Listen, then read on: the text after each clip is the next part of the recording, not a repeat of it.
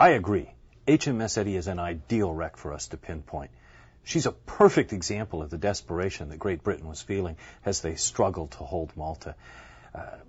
They used this tiny, steel-hulled converted harbor tender as a minesweeper at a time when the Germans have invented a new magnetic mine. She's a symbol of bravery, desperation, and sacrifice. Jim, I think this is great. The HMS Eddie is a totally unheralded story, and we can tell it. And I'm really excited by that. We can bring in Rick Haupt immediately and his dive team. He can meet with the Maltese military and with the Deep Nine Dive Club, who have promised logistical support there in Malta. The one thing I've noticed, though, is in looking at the search area, we've got an area there which is all at about 200 feet. Mike, what are the ramifications of that in terms of the dive?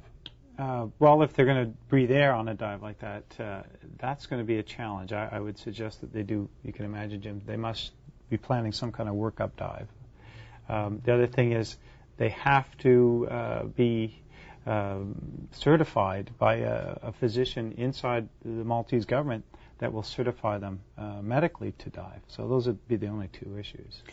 Well, if we can pinpoint this wreck and investigate her, not only are we going to be able to write the last chapter in her story, we're going to be able to pay homage to a brave little foot soldier of the sea. Well, and that's what I'm struck with, just how tiny this boat was. It really was small.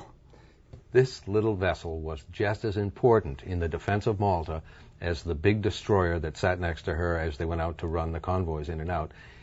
And this little vessel spent 3 years as a steel-hulled vessel dodging mines in that minefield, trying to keep those harbors open. This is a great story. I want to tell this one.